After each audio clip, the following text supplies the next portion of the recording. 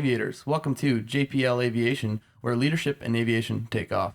And today we are blessed to have in our presence the Jay Arcemont, who is currently the Senior Vice President of Operations at Sky Partners, with lots of job experiences and titles such as Vice President of Operations at FlightWorks, Director of Operations at TWC Aviation, Director of Operations at Woodland Aviation, and was also Chief Flight Instructor for many years at Linear Aviation. Hello, Jay.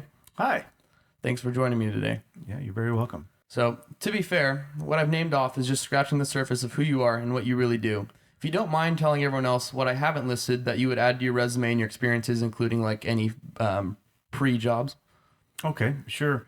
I actually, at a very young age, was interested in aviation. In fact, in the third or fourth grade, I took a class, and it was a summer school class, so it was an elective. I didn't have to do it, and all my friends were out playing, but I wanted to take this course in learning to be a private pilot. And the deal was, if you got the best grade in the class, that the teacher would take you up in their plane, their little Cessna. And so I was the top student, and I got to go on this flight, and I kind of carried that love for aviation and wanting to always at least get my private pilot license, throughout my high school years and then into college. Got it. So after you figured out that you wanted to fly, what were the steps that you had to go about to actually start your training? Well, money is typically a big factor in learning to fly. And so I had gone to Europe to travel, and it didn't go so well, or at least as I wanted. And so I came home early, and I just decided to take that money and I would put it into my private pilot license. This is something I've always wanted to do. And so I thought, okay, this is the perfect time to do it. It was while I was in college. So I went down to the John Wayne Airport and talked to a bunch of people. And at the time, I was working in television and film production at school, in college. And that's kind of a weird business because, people don't necessarily shoot straight, and, it's kind of fake sometimes in Hollywood. And this was my first opportunity to kind of run into a pilot and see, okay, here's a real straight shooter. So who comes up to the desk in their leather jacket, all worn and frayed and everything, his hair all over the place, is Mike Church. And everybody in the industry, at least over at John Wayne, knows who Mike Church is. And he was the one that's essentially responsible for getting me into aviation. That's exciting. So any big supporters who, because obviously financial is what most people struggle with. Sure. And so you had some money from Europe that you saved. Yep. But in the aspects of the rest of your flight training, did you have any big supporters in the aspects of financially and just mentally who were able to guide you through your journey besides Mike Church or somebody who's really personal with you? Well, he really took me in. I mean, it was nice. Lynn Carlson, again, it was a great supporter. Mike Church, they're just wonderful people. They know a lot, too. And my parents helped me along. And instead of going on in college and getting a master's degree or something, I put that into my flying career. The nice thing about it is when I was at Linear learning to fly, and Mike Church and Lynn Carlson were at Linear at this time, it was Sunrise Aerobatics, which was a division of Linear. They actually offered me a job at the end of my private pilot training. They said, hey, you seem to be a natural at this. If you go through our commercial or instrument or CFI courses, we'll have a job for you waiting at the end. And that was really attractive. That's awesome. It's very good to have a job opportunity right out of the gate, knowing that you have a goal to work for. And unfortunately, with most people that are getting into aviation, they don't actually know what they're going to do in the long run. They say oh yeah, I'm going to go to the airlines, or I'm going to go do this, but they don't actually have a set path. And I think that's one of the big obstacles for people. It is. And so when you're in your process of becoming a pilot through all your ratings, what were your study habits like when it came to school and aviation? I have parents from the World War II generation, so my study habits are pretty severe almost. My friends wondered where I went. I had a girlfriend at the time. She kind of wondered where I went. I spent a lot of time studying. I took it really seriously. It was my life. It was my passion. And every moment I could, I was either, if not studying, I was flying, or was at the school, watching people, listening and learning more. Got it. So you studied a lot, obviously. What habits do you recommend to people who are studying to become a pilot? Because in our aviation journey, as I know, as a student pilot myself, it takes a lot of just the mental capacity every single day to get after the knowledge that you need to know. As you and I were discussing earlier, that the information you need to know for aviation itself is the fattest book you'll ever have to read in your life, right? True, very true. And so how would you say is a good way to go about dissecting and really processing the information so that you are able to apply it when you go fly? Well, because flying is so expensive, you really have two avenues. And one is if you have the benefit of having money, if you have the funds available, going through in a very concentrated effort is the best way to do it. It's the most efficient from a financial perspective. But most people don't have that. If you do, you can really concentrate on it and you get through it in an accelerated fashion. And so you minimize the number of hours at each of those steps. Otherwise, and this is what I see at OCC a lot, is that people are holding down jobs, full-time jobs. They're very distracted. But you really have to put the time in to study this stuff, take it seriously, do the very, very best you can, and treat it like a career. Even though you may not know exactly what you're going to do in the aviation industry, I think it's really important to be extremely serious in terms of how you handle your studies and put a lot of effort into it. Yeah, what most people in my own personal experience of just what kind of made me into who I am in the aspect of even in high school, it took me a while to realize, but eventually when I figured it out that you had to study the chapter before you got to class. And so that way when you get to class, it's like not like you're learning it for the first time. And I think that's what most people do and they don't understand that. And so I think that's something that as study habits progress, it's really good to look ahead on the next chapters before the teacher actually goes and addresses all the problems, because it might clarify something that you haven't actually understood. That's a great point. And I actually had that on my syllabus, and we instruct on that the very first day of class in all my classes, is read the material ahead of time. It will provide a perspective that I may not be providing. And multiple perspectives is how you learn in aviation. You gain experience by people that have already been there and done things that you haven't done yet, and that's how you progress. Exactly. Like in my classes at Orange Coast College for aviation, I would be talking to people and they would say like how the study guide came out, and I'd be trying to ask them questions about it, and they're like, oh, I haven't even done it yet. I'm like, the test is in like 5 days. They're like, yeah, most people just wait till like 3 days before to do it. And then, yeah, some people have the mental ability to still get a good grade on the test. But I think in order to actually understand the information, you have to study over a long period of time. And that's what allows your brain to actually absorb the material and not just spit it out on a test. Yeah, that's well said. Awesome. And so can you walk me briefly through your journey of getting your ratings and noting any major obstacles and general time it took for each one? Well, I went very, very quickly through not only the private, instrument, commercial. I was in a Part 141 flight school, so I got it in the 190 hours versus the 250. That all progressed really rapidly. Went through the CFI training and started teaching right away.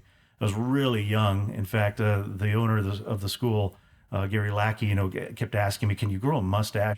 Can you do something that makes you look, older for our clientele?" Yeah. But there really wasn't any obstacles in terms of my teaching. I accelerated quickly. I've got my multi-engine rating, all my instructor ratings, so CFI, II, MEI. It was really when I went to get my first job that the goalpost moved. And this is what's frustrating for people is, a lot of the people that went before me that were CFIs, they had 1,500 hours, got their ATP, and they jumped right into a turboprop operation. When I got there, they moved it to like 2,500 hours. And so it took me a little bit longer to get to that point where I could have an entry-level position. And so that was a little bit frustrating, is to have to wait that extra time. But I can tell you that teaching is probably the best way to learn aviation. And it's not just from watching people do something wrong a lot. But it's to continually find ways of introducing a subject, teaching it in a manner in which somebody can receive, because the receiver really it dictates how learning happens. And I teach this in my CFI course, is that you have to present things in so many different ways, and that helps when you get to a two-man cockpit and you're dealing with maybe a military person or a civilian person or a really difficult person to deal with. All of those teaching skills come into play when you're in a two-man crew. That's exciting, because I know different people have different personality types too. And so I feel like when you are instructing, it's such a necessary skill in order to be able to understand of how people work, and they may have a different style than you, which is very important to understand. And so, what was the first thing you did when you got your pilot's license for your private? Oh, I went flying. I think I took some family members out. I remember one family member. It was funny. We were flying. We went to another airport, went on a little cross country, and this light was flashing up on the panel, up on the audio panel. And they asked me, "What is that?" And it was really embarrassing because I had no clue what it was. And it was the marker beacon. We happened to be flying over an airport that has an instrument approach, and one of the marker beacons had gone off, and they had left it on previously. But as a private pilot, I didn't know that. You had no idea. That's funny. But it opened up my vision of saying, "Oh my gosh, there's so much to learn." And here I am flying somewhere in an aircraft in control of people and a machine, and yet I have really no clue of what's out there. That I've talked to people who are commercial pilots themselves, and they say that the first time you get your license, it's like, it's cool, you're flying with your instructor and you're used to soloing by yourself, but then that first time that you have other people in the cockpit with you, it kind of hits you in the aspect of like, oh my gosh, right now I have the lives of other people in my hand, whether they like it or not. Right. The second that aircraft comes off the ground, it's like, okay, this is all on me just in case something were about to happen. So any like fun stories that you may have when you first got your private, any learning experiences, right? As we call them. Oh my gosh. Maybe. Yeah, I don't want to embarrass myself too badly. There's lots of, you make lots of mistakes. And I guess the challenge is to make sure they're not big mistakes, or trying to stay in front of yourself and understand that you're fallible in every sense. I try to always, even in my business dealings now, I always try to keep pilot error as the first possible cause of everything. And I think that's really important, to stay humble, to understand safety, the risk involved in what we're doing. I do remember another story. I'd gone and I got I went through the aerobatics course with Mike Church, of course, and I took somebody up, and I remember being at the top of the loop, inverted, and they asked me at that very moment, they said, "Do you know what you're doing?" They're just playing with the yoke a little bit. That's right.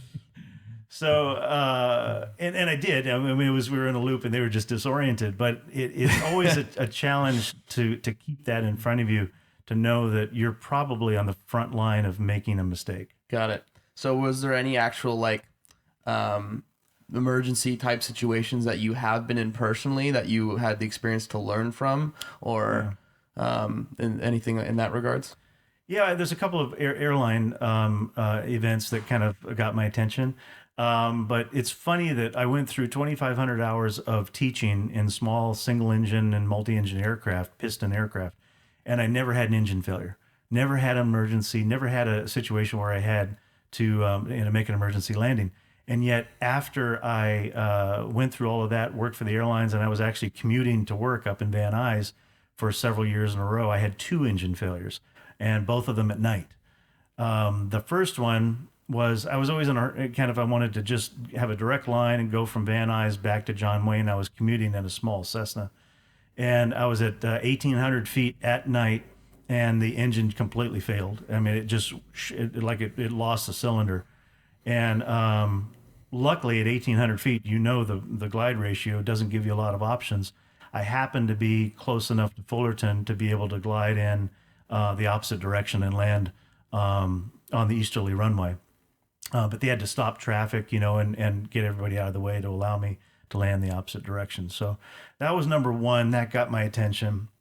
And then the second one was departing Van Nuys IFR at night.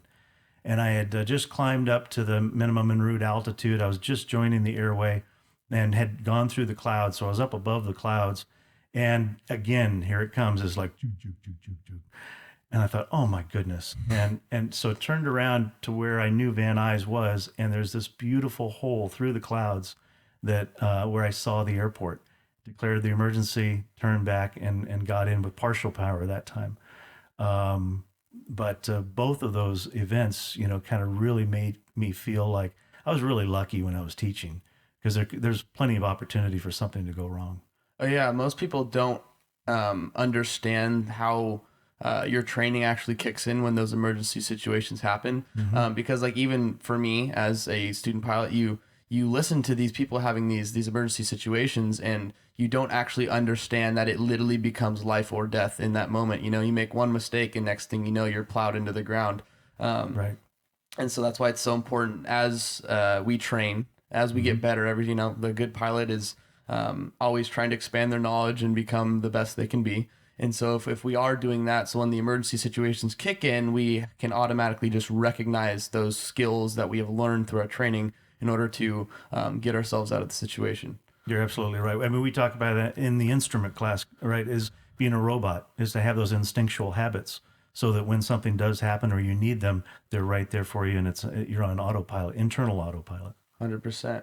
So, wrapping up your childhood, what was besides your Mike Church, your influential person, was there anybody else you had in your life that was kind of a spiritual, emotional, moral mentor that you had that kind of just like made you who you are? Because obviously they say that great leaders, they're born that way, but at the same time, they never do it by themselves. There's always people who influence them to become who they can be. And so did you have anybody else in your personal life that was like that for you? Well, a lot of good instructors, and I think you immediately identify them, especially flight instructors, because you're putting your life in their hands. So they become very, very close. But it sounds kind of cliche, but my parents were for sure the best role models I could have had, and the reason why was something that was a little bit unusual. My dad, they were both in World War II, and came from really poor backgrounds, and so that was just something that you did as you volunteered. My dad volunteered for the Army, and he was stationed in Europe for 3.5 years during World War II. My mom also enrolled, but became a Marine, and they put her on a train after boot camp and sent her. You didn't know where you were going, and so she got on the train and got off at El Toro, and that just happened to be where they ended up at the end of the war. They got together and said, "Hey." My mom said, "It looks really nice out here. A lot of orange trees and no people." And so my dad came back, and we settled. They settled in California. That's the reason why we're here, originally coming from Louisiana. But hard workers, poor background, understood their roots, good with people, honest, integrity. The things that every time you interact with somebody, and I look for this every time I do business with someone, is you can tell when you interact with somebody if they're going to bring value to a situation. And if you can get yourself close to those people and keep them close and kind of push away the people that don't have those tendencies, I've always found that's a good driver. Surround yourself with successful people is usually what the saying is, right? Good human beings. I mean, talent is one thing, a resume is one thing, but to have that inner core of what drives you, and to be in it for bettering everyone around you, that's kind of the marker for me. Is somebody enters a room and they make everyone else better when they enter. That's kind of the sign that I look for. Got it. And so they say motivation is fleeting because it comes and goes, but passion is what drives the soul towards the goal. For people who are passionate about aviation, what are ways they can get into the industry in the aspect of, say, they've never heard of they've never actually gone and flown before, but they really want to figure out how to get started. What are some ways they can do that? Well, I mean, this is one of the reasons I teach at OCC part-time is that's the avenue. That's a wonderful avenue. OCC's aviation science department was not as good as it is now. It wasn't that way in the past. But it's an absolutely fabulous way for people to kind of put their toe in the water and understand a little bit more fully what's going on in the various areas. One of the things I thank Stanley for is allowing me to kind of introduce topics and even a course now that is completely out of the mainstream of getting a pilot's license. Aviation pilot training. Right, exactly. That was you? Yeah. And so first time I just taught the flight coordinator, aviation flight coordinator course, which puts you into kind of a dispatcher role, a non-flying type of position, but with the people being in the center of every element of what goes on in an aviation company, not just operations, but maintenance and finance and accounting and human resources, sales. And so it really, if there really is a place where you can learn more about aviation than any other position, I've always felt that this flight coordinator position allows people to learn a lot and then kind of determine their avenue of where they'd like to continue to be a pilot or to be a charter salesperson. And everyone has different aptitudes. And so I think I thank Stanley for allowing us to do that, because I think it gives a great introduction to everything there is in aviation. Got it. That's awesome. So now into the nitty gritties of everything you do in the day. Walking through your career, what was your experience and job responsibilities at Linear Aviation? Let's just start from the beginning. Well, I started as a very green flight instructor, and there was a lot of good talent around the room. And so I learned a lot. I learned a lot about teaching, and I think that's probably the reason why I'm so adamant about people getting good instruction now. I'm very vocal about that, especially in my CFI class. And so I learned how to teach from really good people, learned to become a good teacher from them, taught a lot of different types of students, from the engineer to the high school jock, to the housewife, and sometimes you had all those people at the same time in the same day. And so you have to adjust your teaching styles, which leads you to needing to adjust your, interaction, your communication styles with people. So it taught me a lot about life. You can take teaching and apply it to personal life, to business life. And that's kind of the foundation of what got me into aviation management. In fact, I kind of see myself more as an aviation manager than a pilot, because I think I just have more to dedicate, more to contribute to the industry from that perspective. I'm not good at sitting still. Got it. You got to go do something. I love it. Yeah. So after Linear was Woodland, correct? It is, yeah. And so this is when you made the transition from a flight instructor to the first management position, correct?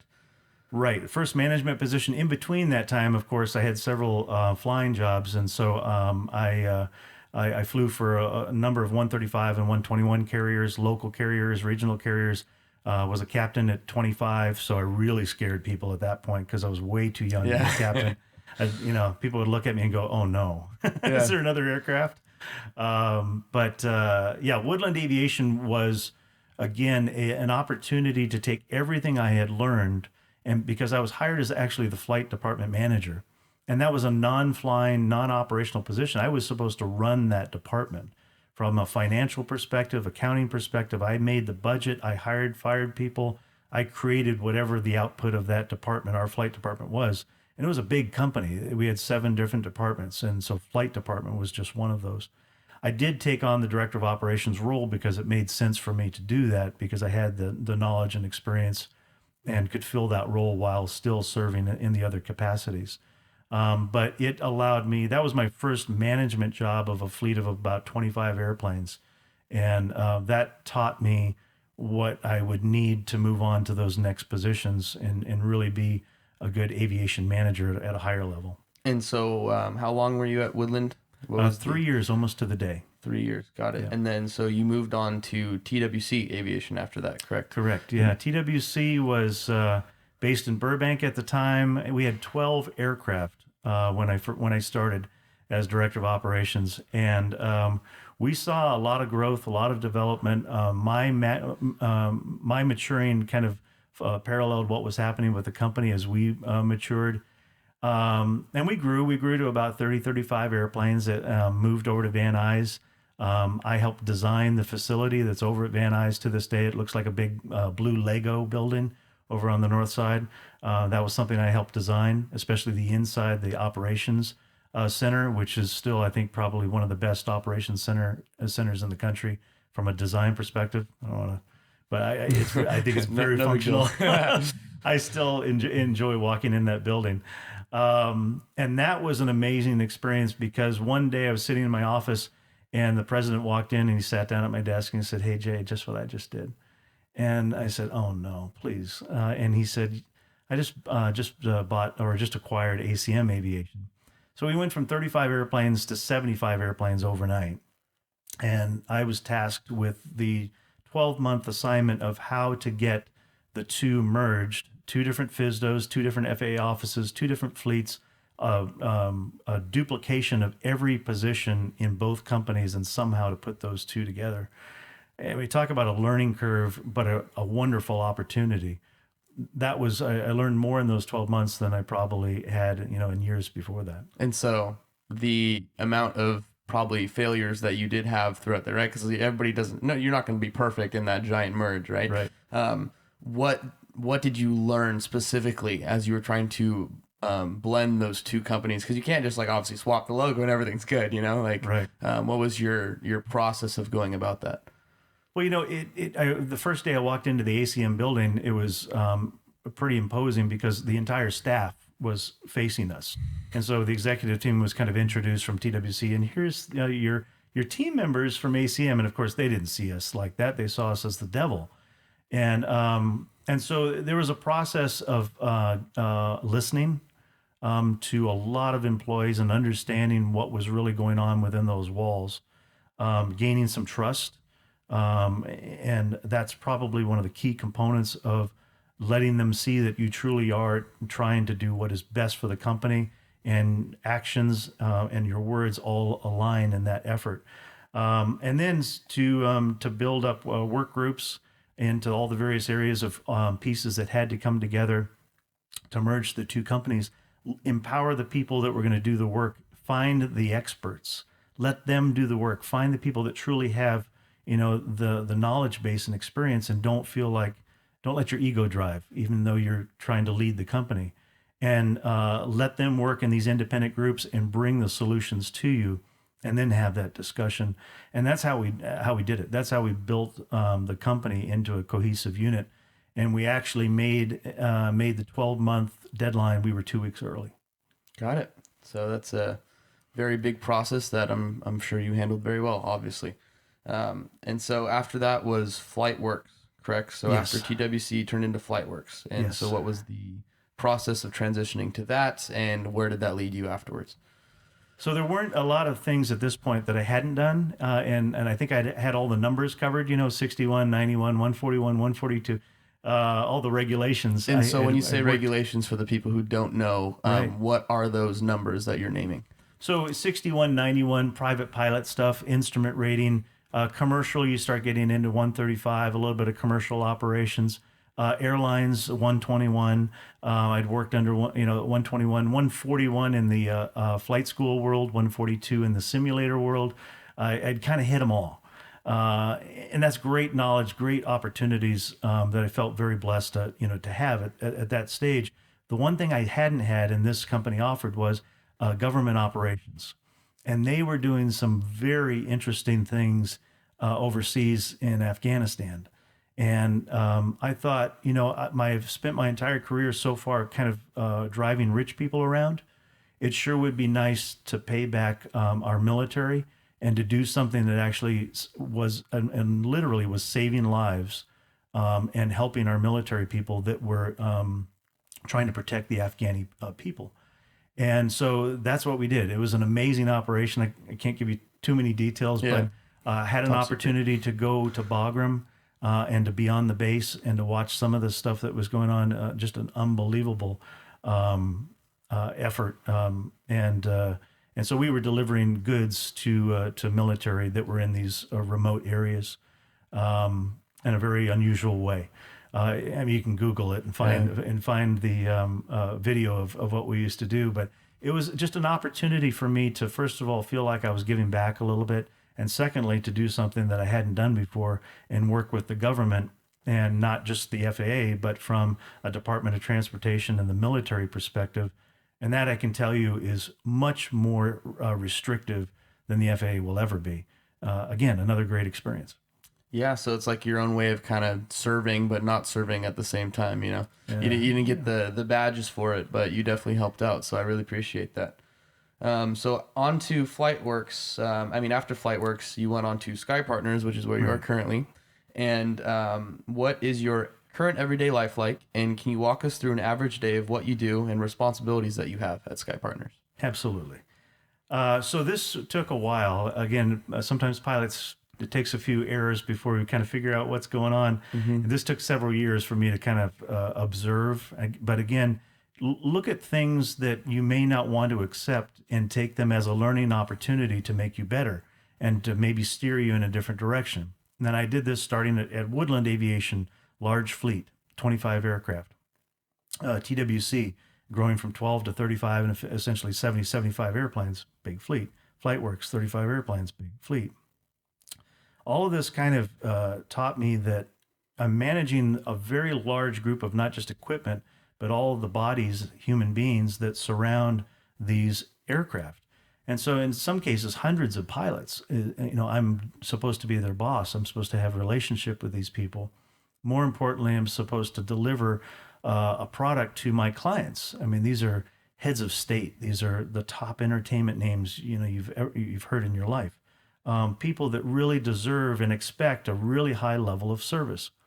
And I saw a pattern over that period of time working within a really large fleet of not delivering on that promise. I would drive home from Van Nuys, especially because it was my longest drive, sometimes 3.5 hours. I'd drive home and think to myself, wow, I did a really lousy job today. I had this problem and I had this problem. I spent the whole day pretty much putting out fires. This is not good. This is not what I should be doing. And I invested a lot of time into this. So this was the opportunity to downscale that and to have service as the core of what we do. And I had been talking to a good friend of mine since 2001, all the way through all those companies. And we had this vision in our mind of, wouldn't it be interesting to turn the tables on everything that this industry is about and go small fleet, but high attention to detail on service, intimate relationships with our clients, with their support, their executive assistants. And every single time an airplane travels from A to B, every leg, not just every trip or every day, but every leg, to be so all over it that the quality of the product, service product, is unmatched in the industry. And so this is kind of what we talked about and what we kind of brainstormed over several years, and this is what we built. In 2013, we started working on it. 2014, we were certificated, and we have a small fleet of Gulfstream aircraft that we facilitate service that no one has ever seen. And we've tried to do a study to find out who else might get close within the industry. And we can't find anybody. What people focus on is the large fleet. And so they say, well, how many aircraft do you have? And we'll tell them, and they'll say, oh, I'm sorry. Almost like apologetic. Yeah. But we have a return customer ratio of 82% currently. In the industry, the charter industry, most charter sales departments are lucky to get 20. They think it's a home run if they have 20% of their customers trust you so much that they would actually come back and give you more business. 20% is all they get. Yeah. And we're doing 82. And so that was what we attempted to create, and we're continuing to build upon that. We're adding aircraft, but in a very small steps, positioning them strategically in certain areas where we know we have business that respects that service element. And so we've changed the industry from our perspective of not a travel industry. Don't click onto our website and see an airplane. If you click onto our website, you'll see people. And it's all about that relationship. It's all about that service and committed to meeting your promises on every single leg. It's impossible in a large fleet. You can't do it. So after, I can understand how your time as a flight instructor and the principles that you derived from that in order to interact with people is very important. And so I can see you're kind of translating that into what you're doing now at Sky Partners, correct? It is. I mean, again, we go back to the CFI is, I know everyone bypasses the certified flight instructor role because they want to fly for the airlines. They want to get in that big machine and fly a bigger airplane. So in your interactions with these clients that you have, that you're creating such a strong, intimate relationship with that they keep coming back, how important is the pilot role as they interact with clients, right? Because they're the people that you're saying, hi, like I'm your pilot for today. As you're hiring these pilots, what's the kind of the process that you're using for that? Sure. And then again, this is it's a paradigm shift. We have to get away from the big fleet mentality to understand that interaction that you just described kind of briefly is something that's much more personal on a small scale. If you have a smaller fleet, smaller a group of pilots, the clients start to not only recognize them, but they have relationship with them. In fact, in some cases, they ask for them by name. And so it's really important, again, in how we've kind of designed this to make service and relationship and personal interaction is kind of the center of everything we do. It would be nice if we could say that the pilots are the most important role in our operations. Unfortunately, they do fly the aircraft, and they do have to be extremely qualified and safe. And we do hire people that are far beyond just the basics of one-dimensional or two-dimensional pilot types. We look for people with really broad backgrounds, lots of diverse interest, well-read, somebody that actually reads a book. They like entertainment. They know they can tell us about movies. They're conversational. They're social. They're interactive. They're not airplane drivers. Yeah. And so that's a good piece of it. It helps because there is face-to-face interaction with the pilots. But unfortunately, when we hire them, I do have to let them know that they're not the most important role. We put flight attendants on every one of our trips. They're certificated flight attendants. They have a license just like a pilot, and they're highly trained, and we hire them the same way. They are the personal bond, the face-to-face, one-on-one interaction that goes on in the back of the aircraft that truly is what sells your product.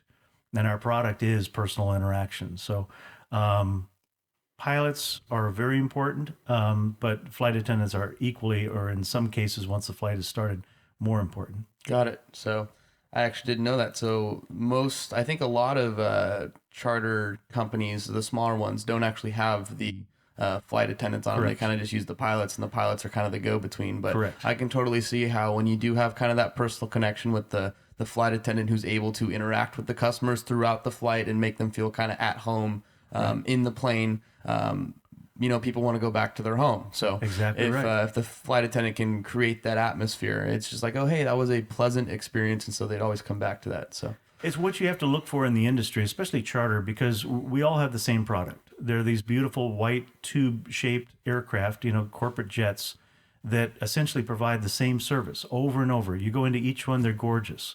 They're beautiful pieces of machinery. The distinguishing element is the service piece. And so, as you described, the flight attendant is the one that's delivering that. And if you're able to provide it on a level that they've never seen before, even on a corporate jet, and in an industry currently that has been homogenized and dumbed down, I'm sorry to say, to some extent, that we have operators that actually have focused on less service. They've stripped down their corporate jets. And again, we spend $50,000, $60,000 to go to New York from the West Coast. Yeah. It sure would be nice if that product was the highest quality you could find. And yet you find operators now that actually build aircraft without microwaves. And so they're essentially succumbing to the fact that I'm not going to provide you any service. I won't even put a microwave in the aircraft. We're completely contrary to all of that. We want to elevate service as the primary component. And so when they walk on board our aircraft, every single flight, they have a boarding appetizer.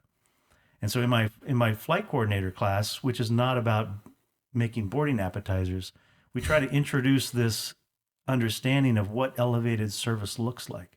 Maybe you've never seen it before. Maybe, you don't go to a lot of really nice restaurants, which not a lot of people do. And very few ever get to see the way these people live. But that's what they expect. They never have people say no to them.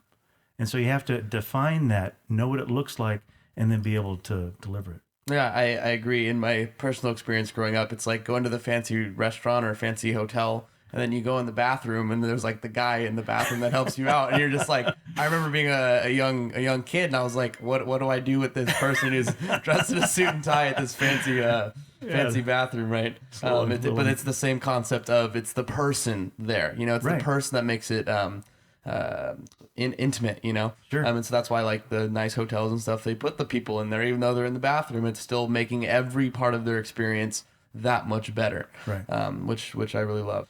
And so going on to the experience level, you're talking about cleanliness of the aircrafts.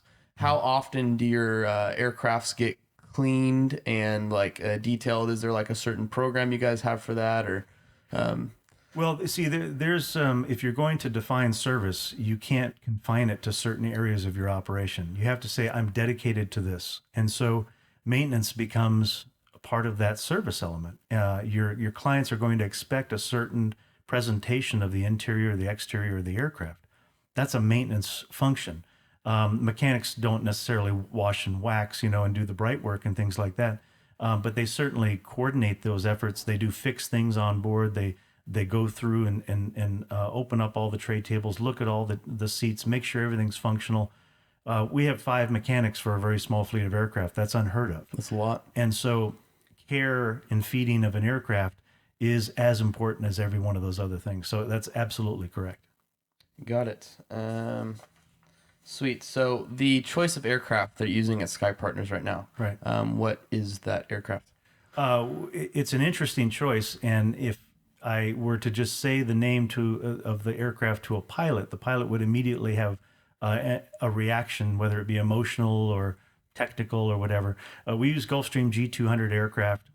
We won't use another aircraft other than maybe a Gulfstream G4 SP. And there's a reason why that we utilize those aircraft that on first glance, a pilot will say, well, that's not a very sexy airplane. That's not a great airplane to fly. That has performance issues. That has whatever. It's, again, if you look at it from those perspectives, you are correct. It is limited in several different ways. If you look at it, though, from the personal experience of the passenger, as soon as they board this aircraft with a super mid-size interior and the cabin size of that aircraft, for the price that we offer it, especially with all the details and accoutrement that we provide, then it becomes a product that people really seek out. In fact, we have this one broker that is in the Burbank area, and she handles all the entertainment types, the top echelon, 0.5% of the entertainment industry, all the top stars that you would know by, as soon as you think of those entertainment types, you'd know what those names are. She can't get enough of us. And we're in a G200. She can't book us often enough. She can't put these people that expect the G650s of the world or the 8X or whatever the top and most recent and most technologically advanced aircraft is. She's not putting them on those. She's putting them on our Gulfstream G200. Can you give a quick description of what the G200 is? Because for people who are just Sure. getting into aviation, they don't when you say G200, they don't automatically just go, oh, they can picture it, So can you kind of describe the functionality of it, what it looks like? Sure. Yeah, there's essentially corporate jets are defined by size and capability, and so there's a very light jet, a light jet, mid-sized jet, super mid, large cabin aircraft, then kind of global reach aircraft. This fits in the super mid-size category, and so when you board this aircraft, it's stand-up headroom, so somebody that's 6 feet stands up, doesn't hit their head on the ceiling. Very wide, 8-9 seats on the interior with a divan, service areas, enclosed lavatory. It can reach Hawaii all the time that we need it to. It goes back and forth, East Coast, West Coast all the time. It doesn't go to Europe without stopping. Unfortunately. But we don't do that business. Our business model doesn't require it. And so it fits the niche that we're looking for. It provides the highest level of service at, again, a very highly attractive price point. And so it gets kind of the best of all worlds, having the capability it needs, but really having the presentation of the interior to allow a flight attendant to properly serve people on board. Now, most people don't have a flight attendant, as you say, and most people don't cook on a G200. In fact, nobody does. Well, I think as as a customer, you think, okay, potential fire in an airplane, you don't automatically think that electronics and all that stuff. So you don't automatically think let's put a stove in it, so. Right. So this is what we do because we do cook on board. So we have, let's say someone wants a filet, but they'd like the filet cooked, and it would be nice if it was, sizzling on board your aircraft and you could smell it cooking. Oh my gosh, wouldn't that be wonderful? Well, we do that. We sear them at home. The flight attendants sear them. We bring them on board. We plug in our George Foreman grill, and we grill the outside of it, and it starts to cook, sizzle, and smell so that you can have a home-cooked steak on board a G200. We have air fryers, so if you want curly fries to go with that filet, we can do that. If you want shrimp scampi, we'll saute them for you in the galley. So who does is it the flight attendant? Flight attendants do all of they're so skilled flight attendants. They're trained right? at least 2 times a month on culinary skills.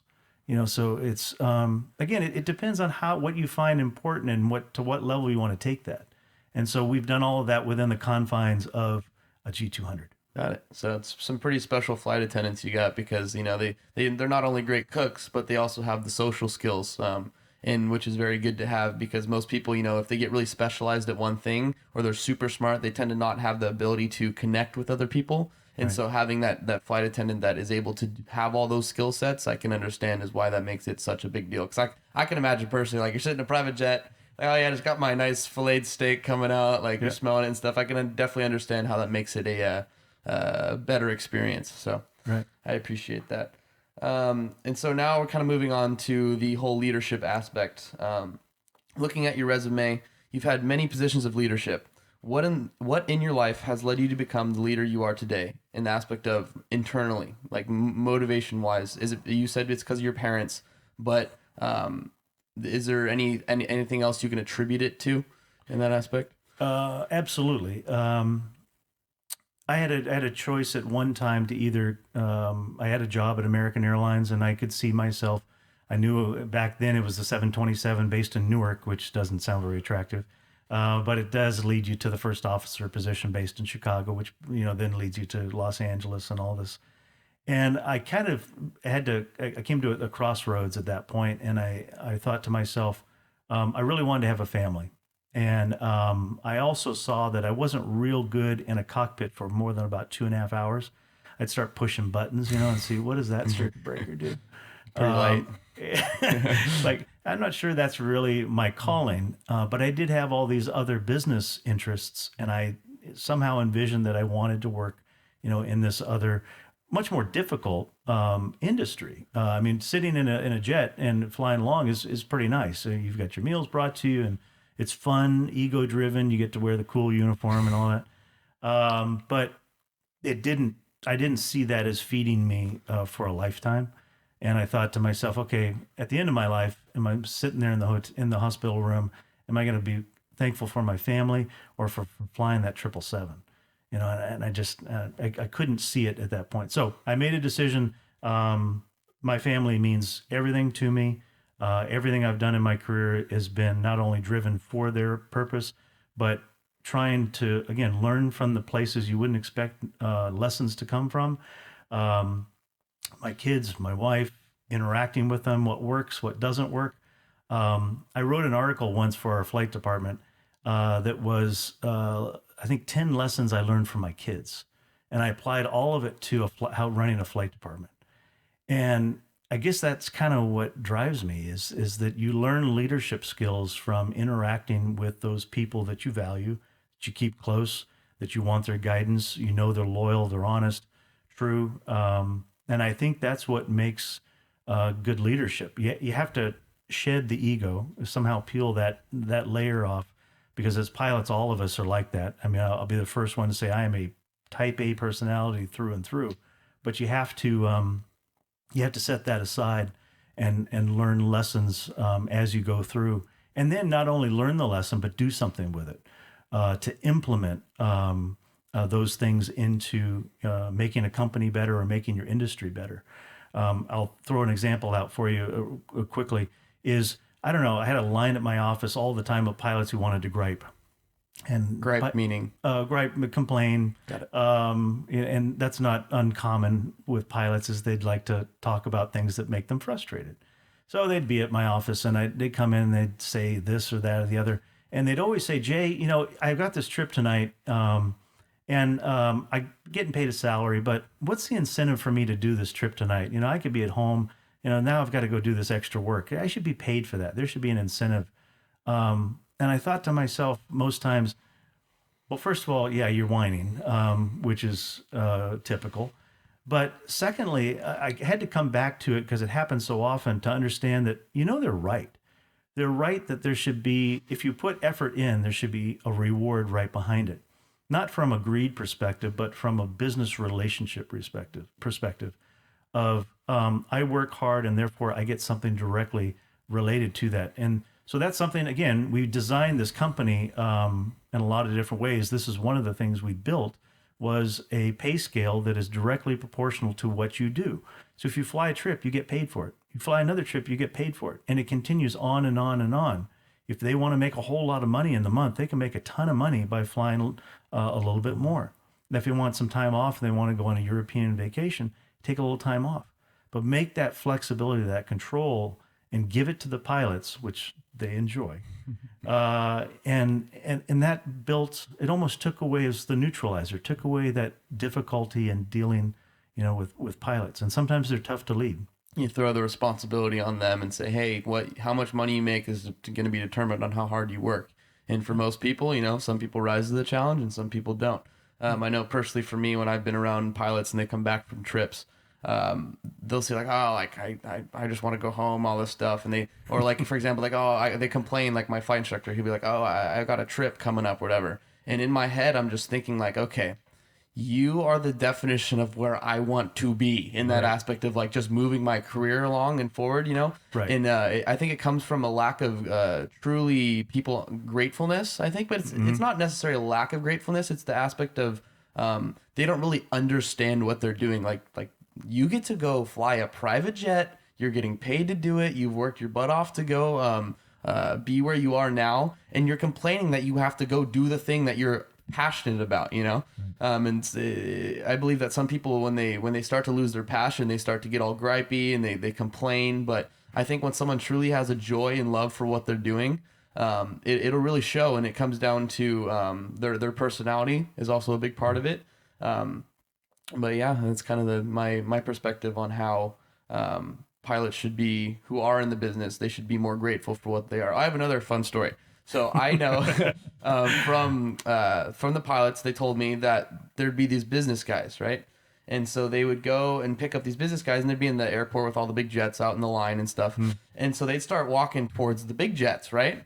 And then they'd go, oh no, we're like in a little hawker over here, Right. And these business guys would just start throwing a hissy fit. And I'm just like, at what point in your life do you have to get to that you are flying in a private jet to go somewhere for business, right? For business wise, and you are upset that you're not in the big fancy jet, that you're in some little private smaller jet? I'm like, where do you lose your value, right? Where do you lose your sense of gratefulness? And so leading into that, I was going to ask you, what personal values do you hold in your life that would you would say reflect into who you are in your work? So like you talked about your family, how to drive an aspect for you. What is the moral background in that aspect that makes me say I'm going to take care of the people around me? Because for some people, they don't choose to do that. They just go, that you could be selfish, but you choose to care about other people. Do you have a personal value system that you use in order to get you to where you need to be in life? Or Right. And I do, and I've kind of alluded to it already. My dad worked really hard, had a really tough drive up to LA. I watched what it did to him. He had a bad back because of it, because of all the decades of driving and working and coming home late and all of that.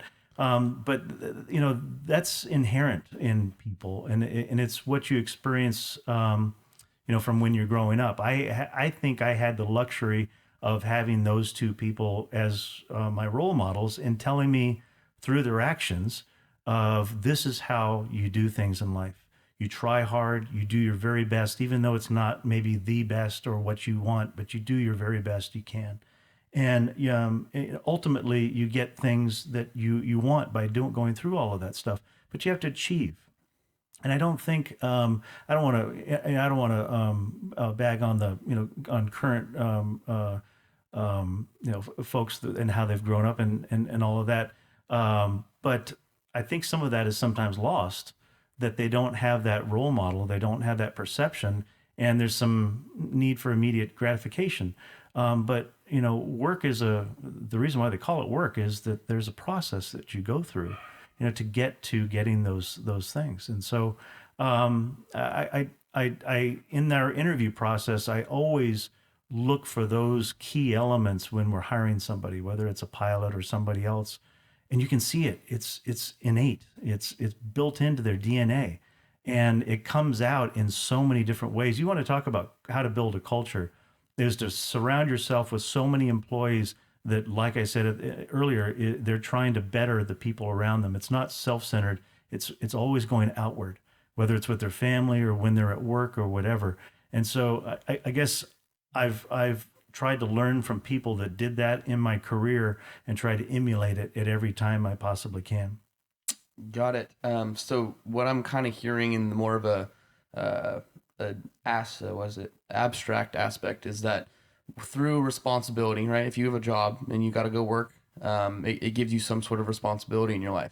And I think what some people don't understand and what they've lost is that through responsibility, you will find meaning in your life. I believe that it's a universal aspect of responsibility because everybody, no matter what race you are, no matter what culture you're from, no matter what continent you're on, responsibility, like if you have a kid, that kid now becomes your responsibility to raise, you know? Right. And so I think when people figure out that, yeah, life does have meaning and that life will throw burdens at you and that you now have the opportunity to take the biggest burden you can on your shoulders, that responsibility, you will find meaning from it. And so when you mentioned the instant gratification life that most people, especially my generation, have become, it's because it's the easy way out. Right. And most people don't like that. So I mean, for the people that are interested in this career, that's why I'm so adamant about not skipping, not leapfrogging over being an instructor, because everything you just mentioned, every one of those elements, understanding culture and showing respect to people, no matter who they are, learning from them, working hard, achieving through hard work, and understanding your craft through teaching, which is the hard. You understand your craft if you are teaching somebody else. It's the highest level of learning. All of those things make you and will carry through your entire career. And so, again, if there's anything that somebody can do in the aviation industry to really give them skills to feed anywhere and do all those things that you just talked about, it's being an instructor, at least for a little while. yeah, especially with aviation, I believe that it for the people who are just wanting to go into it, and to say, for example, the 16-year-old kid in high school, and he's like, I have no idea what I want to do. I just know I want to fly those things, right? Right. It's one of those things with aviation that you have to study on your own, and you're not gonna. It's not like high school anymore or college in that aspect. I mean, college less, but in high school, it's literally like you go from class to class. They walk you through. They hold your hand if you're not really up to status with what it is. But when it comes to aviation, you have to go study on your own. You have to put in the time without anybody backing you up. Because if you go into your flight lesson with your instructor and you don't know your material, it is going to show, right? The time that you chose to go and spend it on your hanging with your friends and go to the movies or something, are valuable time that you could have been using to study to go and be ready for your next flight. And so I think that's one of the things that most people my age especially need to learn, is that being prepared is the biggest thing you are ever going to do in your life for whatever career you may want to pursue. Right. And in the position of a pilot, imagine yourself sitting in that seat, one of those front two seats, and you're faced with a pretty serious dilemma. You sure would probably want to think that that you prepared yourself up to that point, and it's too late if you haven't. Exactly. It's like the pre-flight actions, right? Gotta know exactly what you're gonna do. And so if you had to make a prediction of where the jet charter business is going to go in the next 10 years, what do you think is going to be the biggest change? In terms of technology or anything, and just in general, if you could see the business in 10 years from now, clientele, is it going to grow? Is it going to shrink? Is it, how is the nature of it going to change? Well, it's interesting kind of what we're seeing emerging now is, you had a jet charter used to be the ultimate way to travel. And as I mentioned, some of the fractionals kind of brought that service level down to the point where it's just kind of a generic aircraft. And it's about the aircraft that's going to show up and pick you up and take you somewhere. Again, back to a transportation industry and not a service industry. We have more recent companies that have been developed now where they just float aircraft all over the place, and it's kind of brought it down a little bit further in terms of service.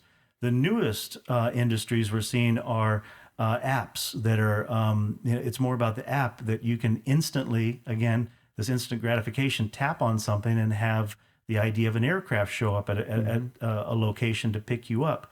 It's almost like a zip car with wings. Uber.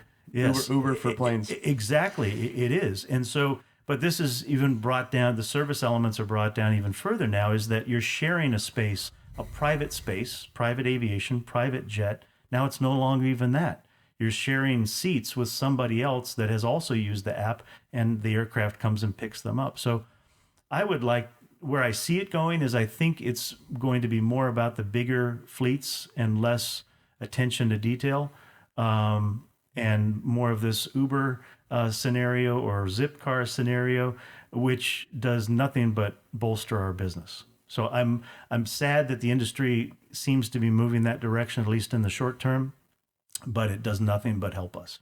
I agree. I think that the Uber generation of jet business, I think it actually is a good thing because it allows the time that it takes to go through the middleman to be canceled out in the aspect of like, I can order your jet, right? Right. So I kind of like that being my generation because as we're very app oriented, but I can definitely see how as a older person, you kind of like, it's kind of reminiscent of the times where you didn't have this instant gratification stuff.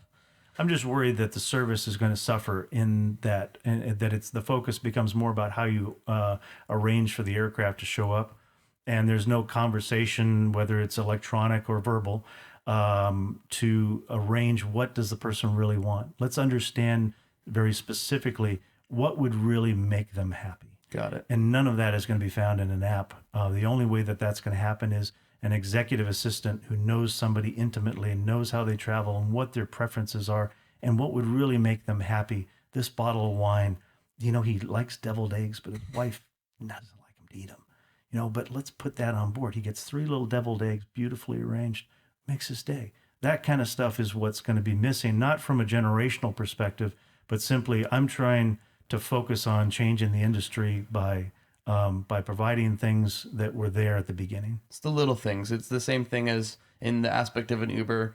For people who have taken the Uber, you get in the Uber and the Uber just doesn't really say anything. Right. No, it's just sorry. Every time you say something, I have like a ton of questions, but this one is a little bit. I want to slide in, but it's you mentioned how it's good for the business and everything, and the way I see it is I used to take Ubers all the time, right? And then I accidentally got an Uber black driver because he was the only thing available. Right. And I took his car, and now he's the only one that takes me to the airport to travel out of the world. So do you think it'll help bolster essentially your side of the business with the more service? People are going to seek that out once they realize they have kind of what everyone else has. Like everyone can take the Uber or the jet. So would it lead people to seek the better service? Well, it's dependent upon the client and their preferences. Some don't care. Give me a tuna sandwich. Just leave me alone. I just want privacy. Yeah. Please don't put a flight attendant on board. I don't want anybody talking to me. I just want to be left alone. Or you have the people that will be on the tabloids if people are on board because they just took 2 cases of alcohol on board and they're supposed to be in rehab. So there's lots of stuff going on in these aircraft that you may or may not want to share. And so if somebody is interested in that service element, and for a lot of the people we deal with, they just think, oh my gosh, where have you been? And the problem with that is that once they fly on us, like we've ruined the industry. There's nobody else. So it's really dependent on what you want. Sometimes you just want an Uber. Sometimes, like you say, you get in the Uber black and you go, oh my gosh, this is fabulous. Yeah. Yeah. So whatever is important to you, whatever need, and it may depend on. One of our executives. He goes by himself. He has one mode of transportation. It's all leave me alone and all this stuff. I don't want anything. Tuna sandwich. He travels with his wife. Totally different profile. Good. Wants the flight attendant. Wants the service. Wants all of it. Yeah. So for what are your personal goals for the rest of your career in that aspect of where do you see yourself in 10 years if you could project it? Yeah, I'd like to continue to see what we're trying to do become a little bit more, I don't want to say mainstream because then that would be other people doing what we do really well.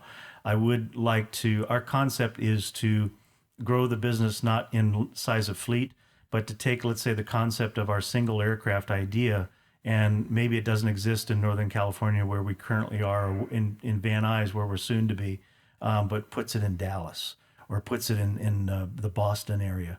And to take that concept and to infuse just one little Sky Partners, what we call them Sky Pods, Ah. into different areas of the country and start that whole thing from, again, a very focused element of one aircraft, small crew, lots of attention to our clientele, and to see that expand in that way. That's our idea anyway. Throw the snowball to start the avalanche, change the you go. industry. I agree. That's the good way to do it. So, any advice for people trying to get into the aviation industry of just general career-wise? What if there's different avenues they want to take?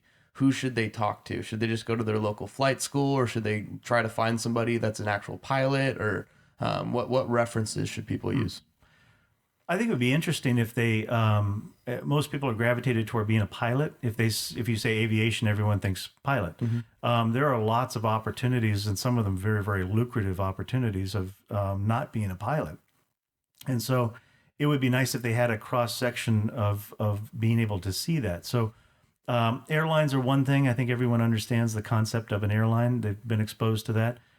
Charter companies, not so much, I don't think. And so if there was an opportunity to maybe either be part of a program like OCC's Aviation Science Program, go on a field trip and explore a charter operator, or go to a local charter operator and ask, to be able to take a tour and to look at the various elements of day-to-day activity, what is actually happening, watch a dispatcher, watch a charter salesperson, what are the technicians doing out on the floor, what are executives really doing, and how does that interaction look? I would open yourself up to more than just being a pilot, because sometimes it's difficult to break in if you don't have the finances. And I think there's lots of great opportunities, especially in business management, things that I do that are not, physically flying an airplane in my day-to-day activities. That's awesome. So into the personal life, what are your favorite pastimes and hobbies? Just things that keep your gears oiled, If I had a choice, I would be playing beach volleyball with my daughter and destroying my two sons, older sons. We're all pretty athletic, and so love physical activity. Would love to get back into that. She's super good, so I want her on my team. So you play volleyball? You did? Yeah, well, I used to play a lot of beach volleyball. Work has kind of interfered with that more recently, but yeah, it's a passion. I mean, the location, the activity, it's just a fantastic sport. So you mentioned earlier that you went to Mater Dei. Did you play volleyball at Mater Dei? I did not. I played a little baseball and a little basketball until I realized, shortest starter was 6'5". Got it. So you were definitely the athlete as well.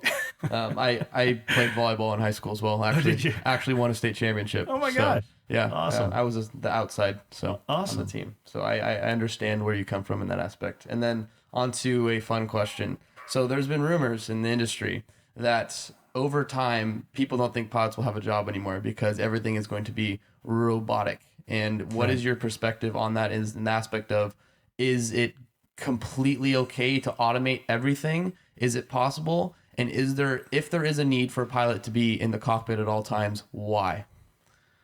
Well, I think if you want to look at the capability of the technology, you may want to just kind of transfer the gaze over to whether they can get a car to actually park itself. They're having troubles with that. We continually see cars running into other things as it's supposed to be, and it's supposed to be automated, firmly affixed to the ground. So I don't want to look at it from an old perspective. I want to be open to all technology, and I think that's the only way to look at aviation is continually look forward. Otherwise, you're stuck in the past, and that's no good.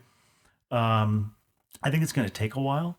I think that there's probably a need for some sort of reactive, experienced person that has seen things. It's great to throw in an algorithm that will control things in certain situations.